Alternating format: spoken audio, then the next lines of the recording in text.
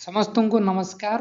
ଯଦି ଆପଣଙ୍କର ପରିବାରରୁ ସିଏମ୍ କିଷାନ ଟଙ୍କା ପାଉଥିବେ, ବୋଥ୍ ଭୂମିହୀନ ଆଉ ଚାଷୀ ଟଙ୍କା ପାଉଥିବେ, ଦେନ୍ ଆପଣଙ୍କୁ ପିଲାଙ୍କୁ ମିଳିବ ବାର୍ଷିକ 60,000 ଟଙ୍କା ପର୍ଯ୍ୟନ୍ତ ଷ୍ଟାଇପେଣ୍ଡ ଅର୍ଥାତ ଛାତ୍ରବୃତ୍ତି। ଓଡ଼ିଶା ସରକାରଙ୍କ ତରଫରୁ ଏହି ସିଏମ୍ କିଷାନ ଅଥବା କୃଷି ବିଦ୍ୟାନିଧି ଯୋଜନା ଯାହା ଆଗରୁ କାଳିଆ ଛାତ୍ରବୃତ୍ତି ନାମରେ ନାମିତ ଥିଲା, ସେହି ଯୋଜନାରେ ଯଦି ଆପଣଙ୍କର ପିଲା ସ୍କୁଲ ଆଣ୍ଡ କଲେଜରେ ପାଠ ପଢୁଥିବେ ଦେନ୍ ତାଙ୍କୁ ଷ୍ଟାଇପେଣ୍ଡ ଅଥବା ସ୍କଲାରସିପ୍ ମିଳିବ। ଡିଟେଲ୍ସରେ ଭିଡ଼ିଓରେ ଆଲୋଚନା କରିବା। ଚ୍ୟାନେଲକୁ ସବସ୍କ୍ରାଇବ କରିବା ଭୁଲିବେନି, ତା ସହିତ ଭିଡ଼ିଓକୁ ସେୟାର କରିଦେବେ ସମସ୍ତଙ୍କୁ। ରିଗାର୍ଡିଂ କୃଷି ବିଦ୍ୟାନିଧି ଯୋଜନା 2026-27 ଶିକ୍ଷାବର୍ଷରେ ଡିଟେଲ୍ସରେ ଭିଡ଼ିଓରେ ଆଲୋଚନା କରିବା। ଚାଲନ୍ତୁ ଭିଡ଼ିଓଟି ଷ୍ଟାର୍ଟ କରିବା। ଦେଖନ୍ତୁ, ଓଡ଼ିଶା ସରକାରଙ୍କ ତରଫରୁ ସିଏମ୍ କିଷାନ ଯାହା ଆଗରୁ କାଳିଆ ଯୋଜନା ଥିଲା, ତାର ଅନ୍ତର୍ଗତ ସିଏମ୍ କିଷାନ ବେନିଫିସିଆରୀଙ୍କ ଚାଇଲ୍ଡକୁ ଅର୍ଥାତ ପିଲାଙ୍କୁ ବାର୍ଷିକ 60,000ରୁ 80,000 ପର୍ଯ୍ୟନ୍ତ ଛାତ୍ରବୃତ୍ତି ଅଥବା ଷ୍ଟାଇପେଣ୍ଡ ମିଳିବ।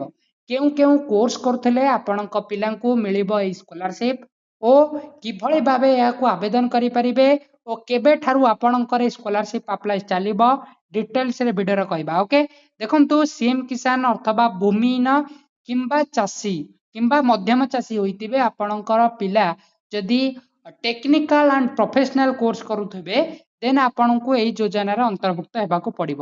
ଏହି ଯୋଜନା ଅନ୍ତର୍ଭୁକ୍ତ ହେଲେ ଆପଣଙ୍କୁ ରେସନ କାର୍ଡରେ ଆପଣଙ୍କର ପିଲାଙ୍କ ନେମ୍ ଥିବ, ଦେନ୍ ଆପଣଙ୍କର ପ୍ୟାରେଣ୍ଟସ କିମ୍ବା ଆପଣଙ୍କର ରେସନ କାର୍ଡର ଅନ୍ତର୍ଗତ ଯେକୌଣସି ମେମ୍ବର ସିଏମ୍ କିଷାନ ପାଉଥିବେ କିମ୍ବା ସିଏମ୍ କିଷାନ ଆଇଡି ଥିବ, ଦେନ୍ ଏହି ଯୋଜନାରେ ଆପଣ ଅନ୍ତର୍ଭୁକ୍ତ ହୋଇପାରିବେ। ଦେଖନ୍ତୁ, ଏହି ଯୋଜନାରେ ଅନ୍ତର୍ଭୁକ୍ତ ହେବା ପାଇଁ ଆପଣ ପ୍ରଥମେ ଷ୍ଟେଟ୍ ସ୍କଲାରସିପ୍ ପୋର୍ଟାଲରେ ଲଗ୍ଇନ୍ କରିବେ। ଆପଣଙ୍କୁ ଦେଖେଇ ଦଉଛୁ।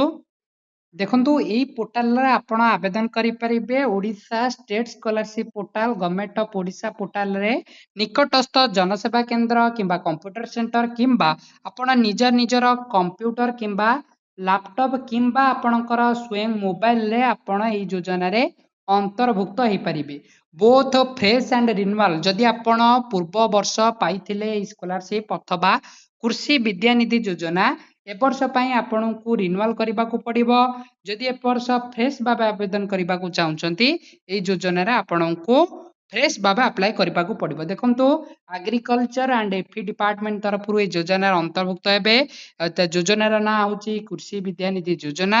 ଆକାଡେମିକ ଇୟର 2026-27 ପାଇଁ ଷ୍ଟାର୍ଟେଡ୍ ହେଇଯିବ। ଦେଖନ୍ତୁ, କେଉଁ କେଉଁ କାଟାଗୋରୀ ଆପ୍ଲାଏ କରିପାରିବେ? ଏସସି, ଏସଟି, ଓବିସି, ଏସସିବିସି ଆଉ ଜେନେରାଲ କାଟାଗୋରୀ ପିଲା, ଇବିସି କାଟାଗୋରୀ ପିଲା ଓ ଜେନେରାଲ କାଟାଗୋରୀ ପିଲା ମଧ୍ୟ ଏହି ଯୋଜନାରେ ଅନ୍ତର୍ଭୁକ୍ତ ହେଇପାରିବେ। କେଉଁ କେଉଁ କୋର୍ସ କରୁଥିବା ଦରକାର?